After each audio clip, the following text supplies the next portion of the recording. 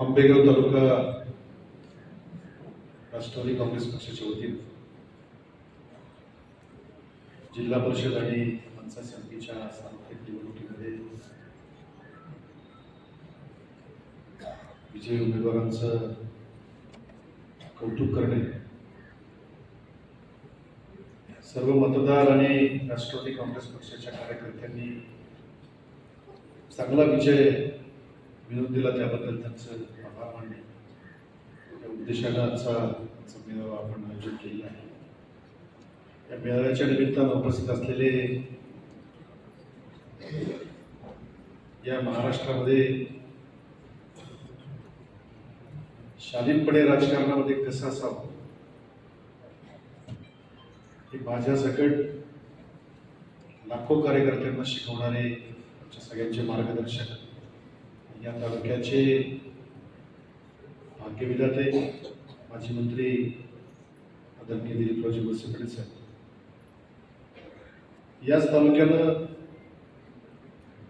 ज्यांना अनेकदा दिल्लीमध्ये पाठवलं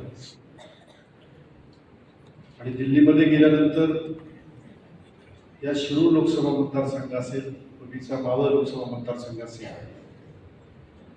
या मतदारसंघांना एक वेगळी दिशा देण्याचा प्रयत्न करणारे माझे खासदार आणि म्हाडाचे अध्यक्ष आदरणीय शिवाजीराव आढळराव पाटील, शहर बँकेचे चेअरमन दिलीप शहा, बाळासाहेब बेंडे साहेब, त्याचप्रमाणे विवेक वळसे पाटील साहेब, जिल्हा परिषदेचे माजी उपाध्यक्ष, या तालुक्याचे राष्ट्रवादी काँग्रेस पक्षाचे कॅप्टन म्हणून ज्यांनी काम केलं आणि कॅप्टन म्हणून काम करताना स्वतः सुद्धा विजयश्री खेचून आणले ते आदरणीय विष्णुकाका हिंगे पाटील, कारखान्याचे व्हाईस चेअरमन आमचे सहकारी मित्र प्रदीप वळसे पाटील, जिल्हा परिषदेचे माजी सभापती सुभाषराव मुरबारे,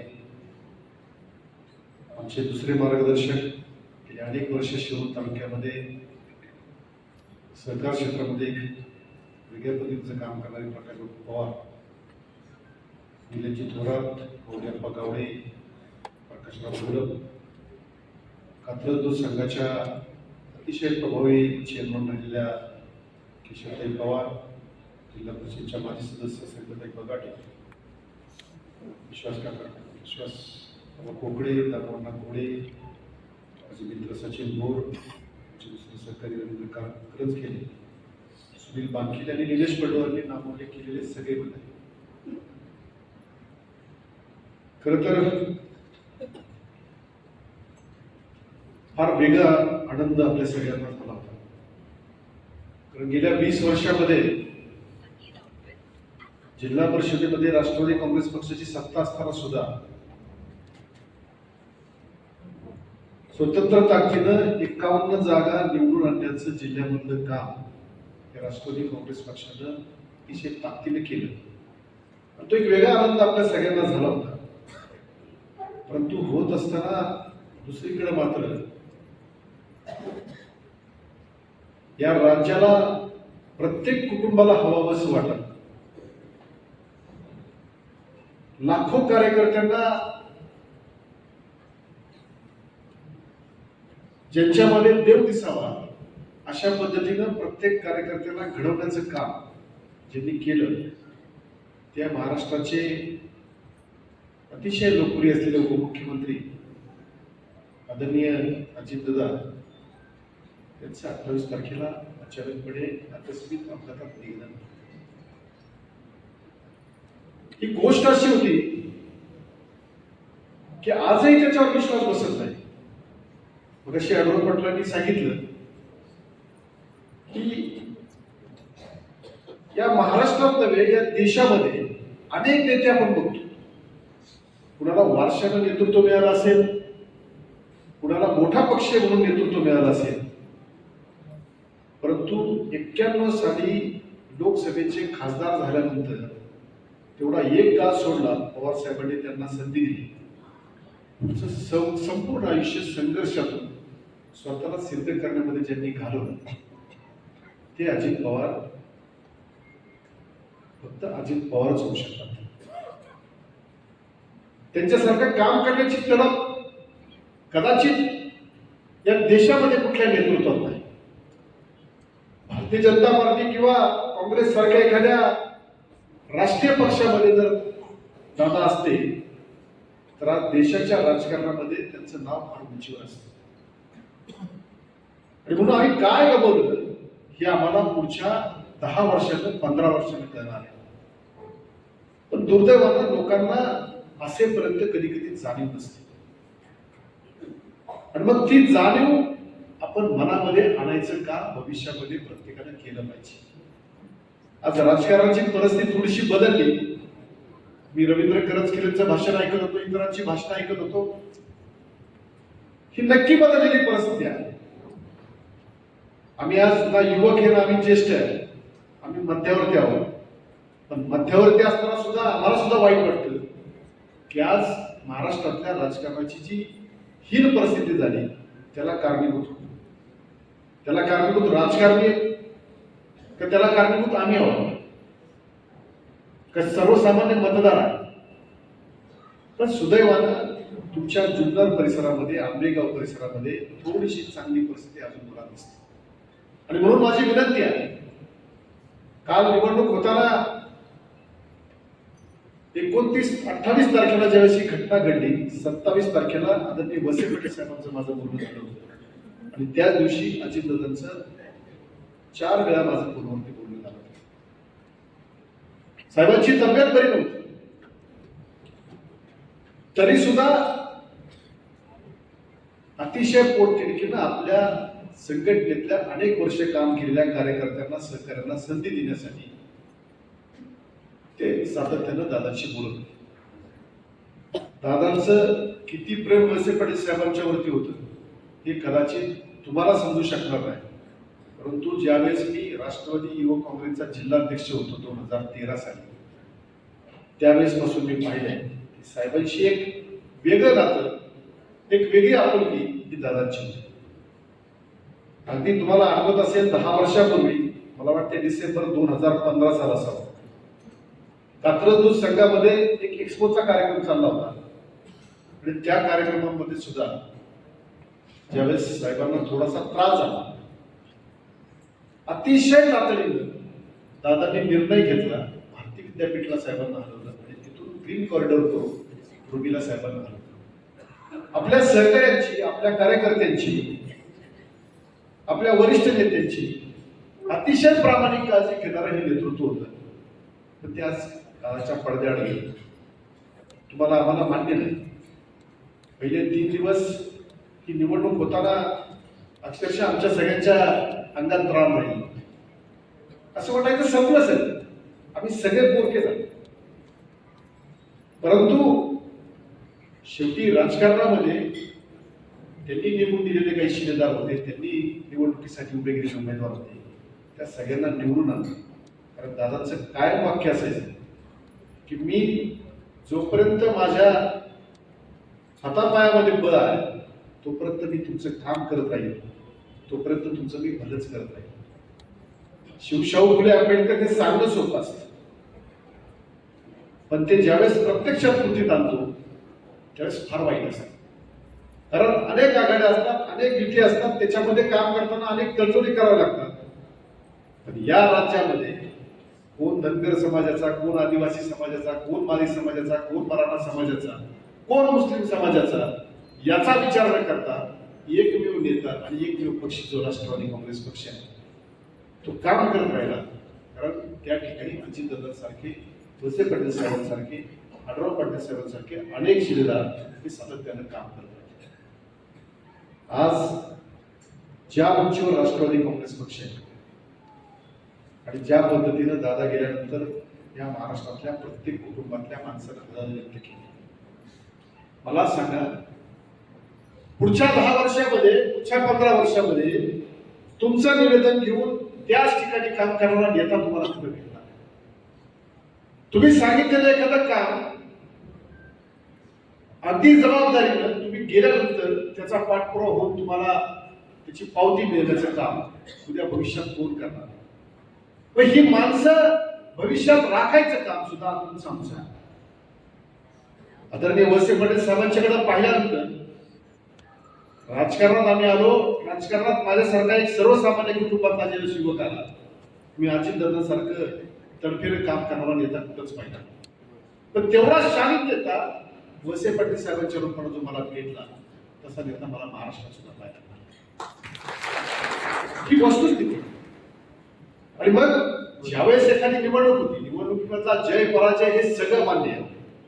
अगदी या देशाच्या पंतप्रधान इंदिरा गांधी सुद्धा पराभूत झाल्या. पण त्या पराभूत झाल्यानंतर त्यांचं मोल आम्हाला सगळ्यांना कळलं. मग ते मोल आम्हाला कळून घ्यायचंय का भविष्यामध्ये? कालच्या निवडणुकीमध्ये कदाचित आमचा विजय वळसे पाटील साहेबांचा कमी मताने झाला असेल, म्हणून आजच्या निवडणुकीमध्ये अनेकांना वाटलं की इथं आम्हाला पायावर बघता येतं. अरे पण वैचारिक बैठक तर तुमच्याकडे पाहिजे. सर्वसामान्य माणसाचं काम करण्याची ताकद तर तुमच्यामध्ये पाहिजे. ही ताकद पूर्ण आणणार, ही विचारधारा पूर्ण आणणार. निवडणुकीमध्ये वेगळं तंत्र निर्माण झाले, पण हे तंत्र निर्माण होताना सुद्धा विकास कामं ही प्राधान्य करण्याचा प्रयत्न ही फक्त राष्ट्रवादी काँग्रेस पक्षामध्ये दादा असतील, वळसे पाटील साहेब असतील, आढळराव असतील, यांनाच ते जमतात. आणि हे करण्याची मानसिकता सुद्धा याच पद्धतीची. त्याच्यामुळे तुम्ही लक्षात घेतलं पाहिजे की उथळपणाला कडकडाट पार असतो. आज 15 दिवसाची निवडणूक होती. या 15 दिवसाच्या निवडणुकीमध्ये वळसे पाटील साहेब आजारी असल्यामुळे तुमच्यामध्ये मिसळू शकेल.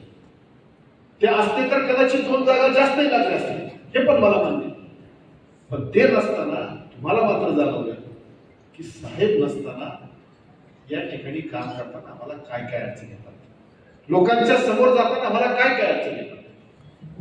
आणि मग त्या ठिकाणी मतदारांनी आणि तुम्ही ठरवलं की साहेब नसताना सुद्धा चांगल्या पद्धतीचं यश आम्हाला पक्षाला आणि आमच्या सहकार्यांना मिळवून द्यायचं. म्हणून तुम्ही जे काम केलं, तुम्ही ज्या ताकदीनं उभं राहिला, त्याच्यासाठी राष्ट्रवादी काँग्रेस पक्षाचा जिल्हाध्यक्ष म्हणून मी तुमच्या सगळ्यांचं मनापासून आभार मानतो. आज ही निवडणूक संपल्यानंतर जे यश आम्हाला मिळालं ते फार मोठं आहे.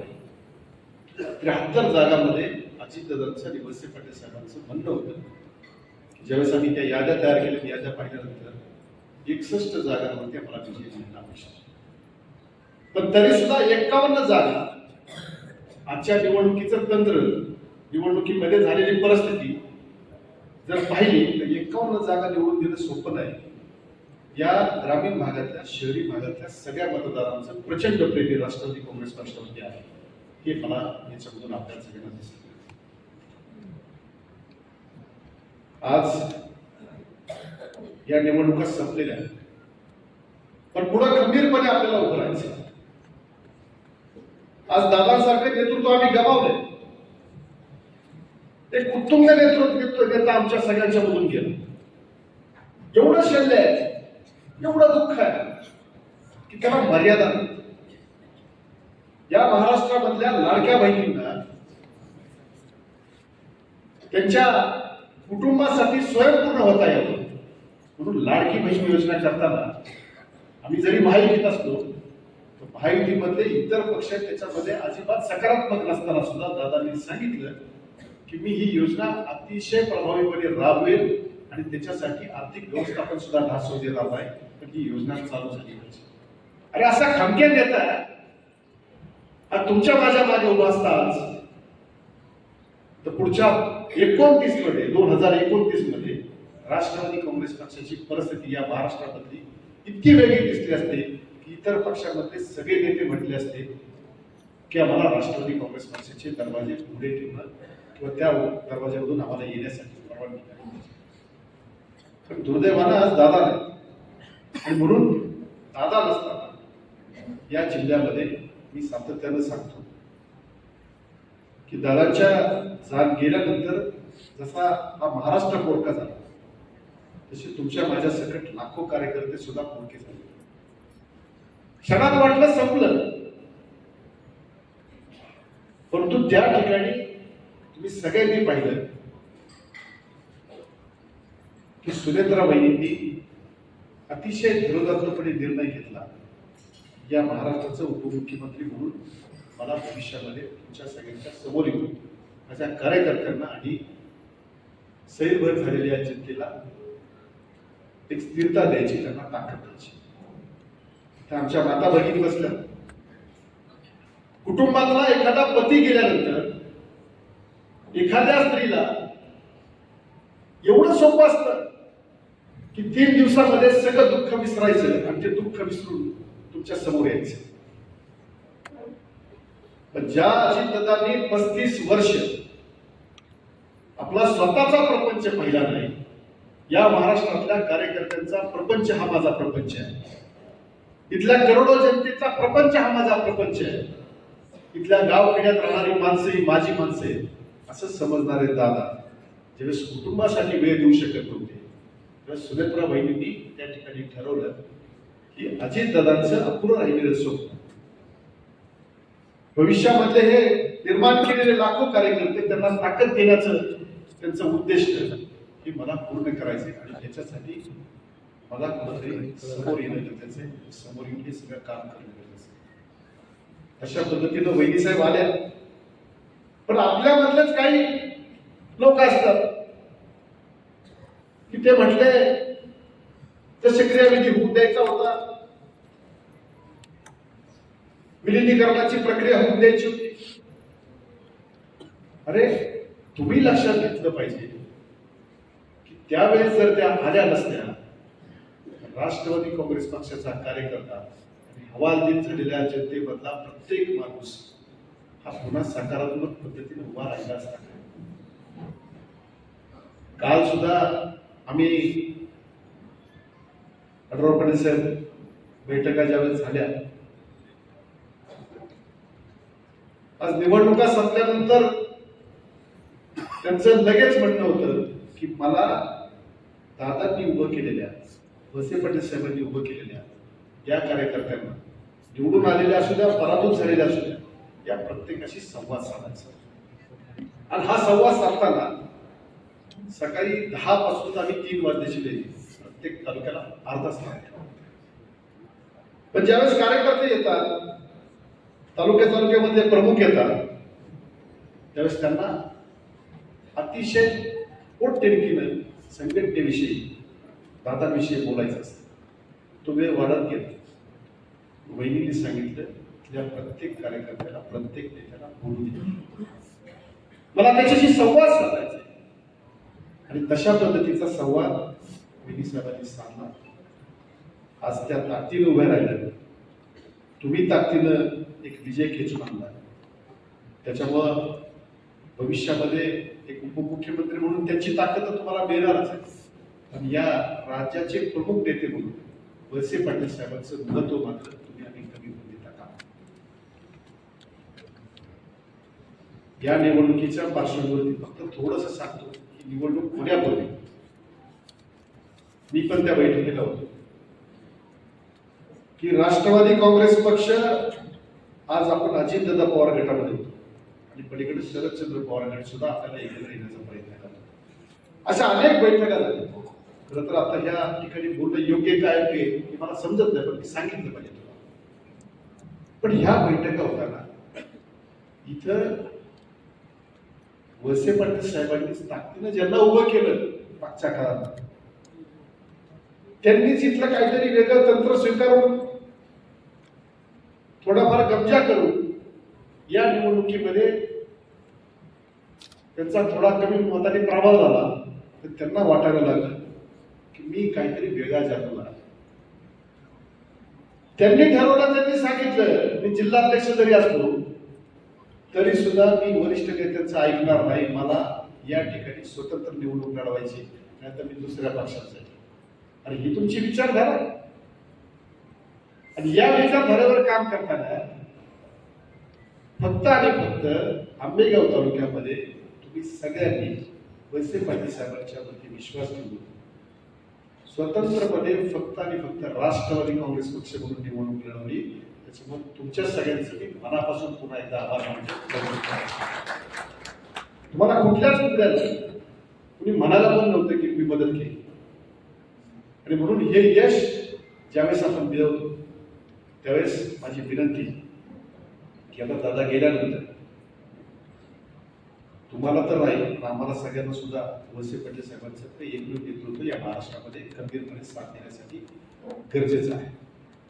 पण मग ते गरजेचं असलेलं नेतृत्व महाराष्ट्रामध्ये ताठमानेनं उभं राहण्यासाठी तुम्ही जशा पद्धतीनं आज जिल्हा परिषद पंचायत समितीमध्ये ताकदीनं उभं राहिला, ही ताकद पुढचे 3 वर्ष 2 वर्ष सातत्याने ठेवा. राष्ट्रवादी काँग्रेस पक्षाची संघटना ही अभेद्य संघटना आहे. इथं आता शिवशाहू फुले आंबेडकर हा विचार तर आहेच, पण सर्वसमावेशक सगळ्या समाज घटकांना बरोबर घेऊन जाणारा अजितदादा पवार नावाचा विचार आहे, तो आपल्याला जिवंत ठेवायचा. आणि ते जिवंत ठेवण्यासाठी तुम्ही सगळेजण पुढच्या काळामध्ये पुढाकारानं काम करा. या निवडणुकीमध्ये अतिशय चांगल्या पद्धतीने यश तुम्ही सगळ्यांनी मिळवलं. खरं तर आमच्या शिरूर तालुक्यामधल्या आंबेगाव मतदारसंघामध्ये जे गट येतात त्याच्यामध्ये पलीकडे आमचा टाकळी आजी गट होता. तिथं काही अडचणी निर्माण झाल्या. वळसे पाटील साहेबांची दादांची त्यामध्ये चर्चा झाली, परंतु नवीन कार्यकर्त्याला संधी द्यायची असं दादांची भावना होती. आणि साहेबांनी पण त्याच्यामध्ये फारसा हस्तक्षेप न केल्यामुळे त्या ठिकाणी आपण रामशेठ घोडे यांना उमेदवारी दिली. काही मतांनी त्यांचा नक्कीच पराभव झाला असेल. आमच्या रांजणगाव गटामध्ये मानसिक पाटील पाचुरकर होते. एक अतिशय चांगलं काम करणारा संघटनेतला कार्यकर्ता, ज्याच्याकडे एक विचाराची चांगली उंची आहे. परंतु दुर्दैवानं तिथं राजकीय समीकरण, तिथं जे तंत्र वापरलं गेलं हे सगळं तुम्हाला माहिती आहे. आणि त्यांच्या प्रचाराला हे तुतारीचे सुद्धा विरोधातले त्याच्यामध्ये तिथं काम करतात. म्हणजे या निवडणुकीमध्ये राजकारणाच्या सगळ्या सीमा काही मंडळींनी त्या ठिकाणी ओलांडल्या होत्या, तर त्यांना जागा दाखवायचं काम या आंबेगाव तालुक्याने केलं. ते सुद्धा आमच्या पलीकडचा तिसरा गट होता तो केंदू. आणि वळसे पाटील साहेबांनीच त्या ठिकाणी निवडणुकीच्या पूर्वीच त्या ठिकाणचे उमेदवार ठरवले होते. प्रफुल्ल शिवले होते, त्यांच्या बरोबरीनं आमच्या सभापती प्रकाश पवारांच्या धर्मपत्नी वंदनाताई होत्या आणि सनी तिथे आमचे सहकारी आहेत, त्यांच्या पत्नी सुचेता तिथे होत्या. तिथं सुद्धा या मंडळींनी थोडासा खोडा घालायचा प्रयत्न केला. दादांना उलट पालट सांगितलं. त्यांना सांगितलं की या जागा फार अवघड आहेत. आता कुणी सांगितलं मी त्याचं नाव नाही सांगत इथे, पण या तुतारी गटाचे प्रमुख नेते आणि आढळराव पाटलांचे सहकारी पण आहेत. त्यांनी सांगितलं की कुठे नाही, इथेही जागा येणार. मी दादांना घोषितपणे पेपर घेऊन सांगितलं. दादांचा मला फोन आला. दादांनी सांगितलं की राजेंद्र, त्या ठिकाणी थोडं जागा बदलायचीच आपल्याला, आणि तू बाकीच्या सगळ्यांची चर्चा करून वळसे पाटील साहेबांची चर्चा कर. मी साहेबांना अजूनही सांगितलं, मी साहेबांना फोन पण नाही केले. मी दादांना सांगितलं की दादा, त्या ठिकाणी प्रफुल्ल शिवले, वंदना पवार आणि सुचेता थिटे जर प्रचंड मताधिक्याने नाही निवडून आल्या तर मी राजीनामा देईन. आणि प्रफुल्ल शिवलेंना माहिती आहे, मी त्यांचं दादांशी बोलणं करतोय. दादा त्यांच्याशी बोलले. दादांनी सांगितलं प्रफुल्ल असं ते म्हणतायत, एखाद्या जागेत तरी खाली बदललो. त्यांनी पण सांगितलं, त्यांना पण मी सांगितलं होतं की तुम्ही तुमच्या विचारावर आढळ राहा, कारण शेवटी वळसे पाटील साहेबांनी फार विचारावर तुम्हाला ताकद दिलेली आहे. आणि त्यांनी पण दादांना सांगितलं की दादा, हे जे ठरलेलं आहे असंच आपण करावं. मी त्या नेत्यांना फोन करून सांगितलं, तुम्ही कदाचित थोडा प्रवास वाढवा तुमचा. तुम्ही प्रवास केल्यानंतर तुमच्या लक्षात येईल की निवडणुकीमध्ये कोण कुठल्या ताकदीचा. आणि आज आपण पाहिलं की या महाराष्ट्रामध्ये जेवढ्या निवडणुका झाल्या त्याच्यामध्ये मोनिका हरगुडे या 24,000 मतांनी निवडून आल्या. त्यांच्या खालोखाल 20,000 मतांनी प्रफुल्ल शिवरे निवडून आले आणि सुचेताताई पण आमच्या मला वाटतं 6,500 मतांनी त्या निवडून आल्या, 7,000 मतांनी. एवढ्या मताधिक्याने एवढं प्रेम या आंबेगावच्या मतदारसंघातल्या जनतेने या सगळ्या मंडळीवरती केलं. आमच्या इकडं सुद्धा शिरोली मतदारसंघामध्ये त्या ठिकाणी शिला राजेंद्र लोहकरे या ताईंचा विजय झाला. अतिशय चांगल्या पद्धतीचं काम त्यांचं असल्यामुळं त्या ठिकाणी त्या विजयी झाल्या.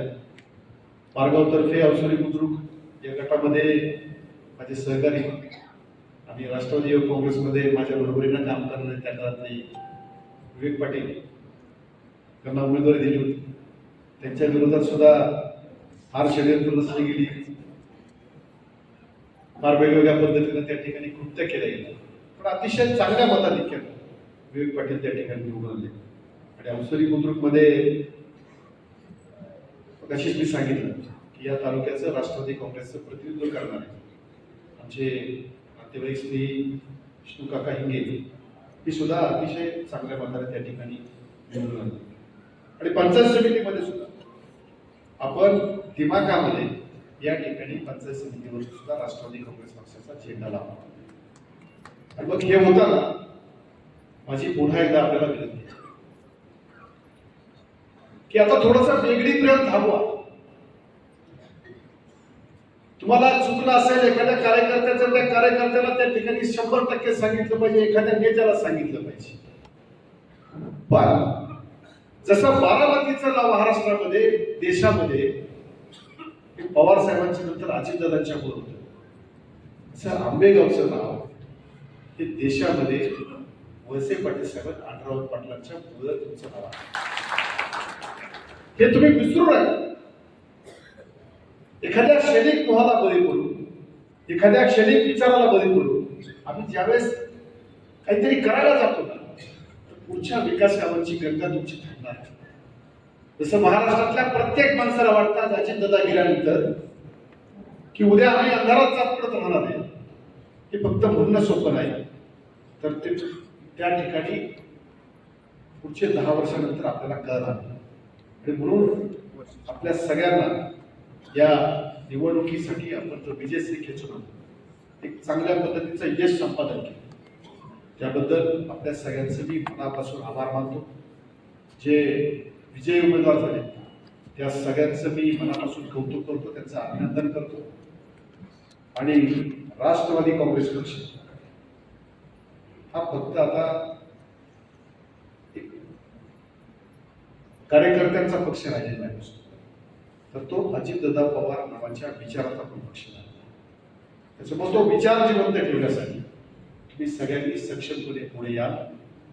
आदरणीय वळसे पाटील साहेबांच्या नेतृत्वाखाली, सुनेत्रा बहिणींच्या नेतृत्वाखाली या महाराष्ट्रामध्ये आम्ही आमच्यासारखे असंख्य कार्यकर्ते ज्या राष्ट्रवादी काँग्रेस पक्षाचं काम करतात, त्यावेळेस नक्कीच तुमच्या सगळ्यांच्या ताकदीची, तुमच्या सहकार्याची अपेक्षा जशी आम्हाला, तसं भविष्यामध्ये राष्ट्रवादी काँग्रेस पक्षाच्या वतीने तुम्हाला जे काही सहकार्य लागणार जिल्हाध्यक्ष म्हणून ते सहकार्य देण्यासाठी मी बांधील असेल असा शब्द या निमित्तानं आपल्याला देतो आणि आपली रजा घेतो.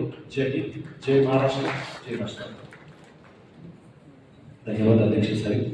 यानंतर मतदारसंघाच्या शाश्वत विकासाचं आश्वासक नेतृत्व आदरणीय साहेब आपल्या सगळ्यांना आभार निवेदनाच्या निमित्तानं मार्गदर्शन करतील.